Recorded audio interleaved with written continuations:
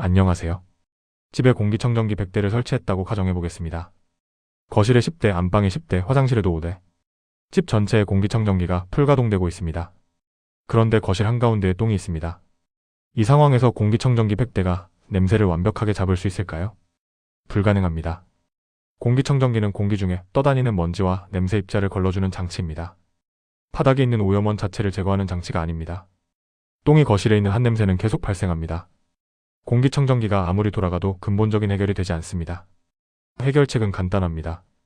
공기청정기를 더 사는 게 아니라 똥을 치우면 됩니다. 너무 당연한 이야기입니다.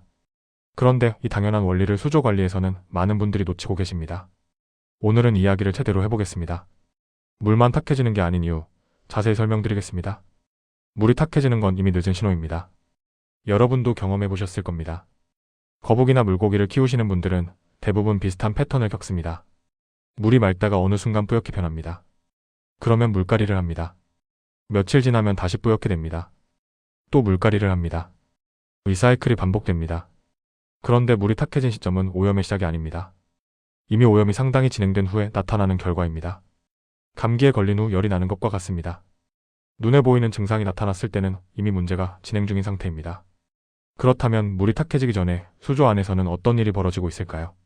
거북이나 물고기가 배설을 하면 그 똥은 물속에서 박테리아에 의해 분해됩니다. 문제는 이 분해 과정에서 암모니아라는 물질이 만들어진다는 점입니다. 암모니아는 수생생물에게 독성 물질입니다.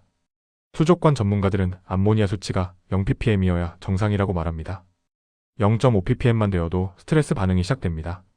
수치가 높아질수록 아가미 손상, 피부병, 식욕 저하 같은 문제가 발생합니다. 더 무서운 점은 암모니아가 눈에 보이지 않는다는 것입니다. 물이 맑아 보여도 이미 암모니아가 녹아있을 수 있습니다. 색깔도 없고 초기에는 냄새도 거의 나지 않습니다. 암모니아는 여기서 끝이 아닙니다. 물속의 박테리아가 암모니아를 처리하면 아질산으로 바뀝니다. 아질산은 다시 질산염으로 바뀝니다. 아질산 역시 독성이 있습니다. 질산염은 독성이 낮지만 계속 축적됩니다. 이 과정을 질소 사이클이라고 부릅니다. 어려운 용어는 기억 안 하셔도 됩니다. 핵심만 기억하시면 됩니다. 똥이 물속에 있는 한톡성 물질은 계속 만들어집니다. 남은 사료도 마찬가지입니다. 먹고 남은 사료 찌꺼기 역시 분해되면서 동일한 과정을 거칩니다. 그래서 사료를 적정량만 급여하라는 가이드가 있는 것입니다. 다만 현실적으로 매번 정확한 양만 주기는 어렵습니다. 사료 찌꺼기는 어느 정도 발생할 수밖에 없습니다. 여기에 한 가지 문제가 더 있습니다. 박테리아가 유기물을 분해할 때 산소를 소모합니다. 똥과 사료 찌꺼기가 많이 쌓인 수조에서는 산소 농도가 떨어집니다. 산소가 부족해지면 유익한 박테리아보다 유해한 박테리아가 더 잘 번식합니다. 이쯤에서 이런 생각이 드실 수 있습니다. 여과기를 좋은 걸로 쓰면 되지 않느냐고요. 여기서 다시 공기청정기 이야기로 돌아가겠습니다. 여과기는 물속에 녹아있는 오염물질을 처리합니다. 암모니아, 아질산 같은 용해된 물질을 여과기 내부의 박테리아가 분해해줍니다. 떠다니는 미세한 입자는 필터가 걸러줍니다. 여기까지는 여과기가 훌륭하게 수행합니다. 그러나 바닥에 가라앉은 똥 덩어리는 여과기가 처리하지 못합니다. 구석에 낀 사료 찌꺼기도 마찬가지입니다. 여과기는 물을 순환시키며 걸러주는 장치입니다. 바닥을 청소해주는 장치가 아닙니다. 공기청정기가 공기 중 입자는 잡지만 바닥에 똥을 치우지 못하는 것과 같은 원리입니다. 여과기를 아무리 고급 제품으로 교체해도 마찬가지입니다. 꽃의 오염물이 수조에 남아있으면 그 오염물에서 암모니아가 계속 발생합니다. 여과기는 뒤처리에 쫓기다가 결국 과부하 상태가 됩니다. 여과기의 문제가 아닙니다. 여과기에게 할 수 없는 일을 맡긴 것이 문제입니다. 그렇다면 해결책은 무엇일까요? 공기청정기 100대를 더 돌리는 게 아니라 똥을 치우면 됩니다. 여과기를 업그레이드하는 게 아니라 고체 오염물을 빨리 분리해서 제거하면 됩니다. 이것이 집동기의 역할입니다. 집동기는 단순히 보기 좋게 똥을 모아두는 장치가 아닙니다. 고체 오염물이 암모니아를 만들어내기 전에 수조의 물순환에서 분리해주는 장치입니다. 양식장이나 대형 아쿠아리움에서는 이것이 수질 관리의 기본 원칙입니다. 고형 폐기물을 최대한 빨리 시스템에서 분리하는 것. 집동기는 이 원리를 가정용 수조에 적용한 것입니다. 여기서 한 가지 말씀드리고 싶은 부분이 있습니다. 시중에 집동기라는 이름으로 판매되는 제품들 중에는 기포기를 이용해 똥을 한쪽으로 모아주는 방식이 많습니다. 이런 방식도 장점이 있습니다.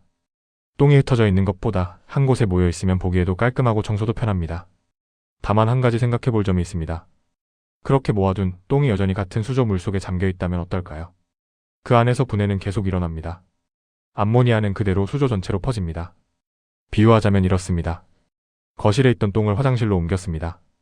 그런데 변기에 버리지 않고 바닥에 뒀습니다. 문도 열어놨습니다. 냄새가 안 날까요? 여전히 집 전체로 퍼집니다. 위치만 바뀌었을 뿐입니다.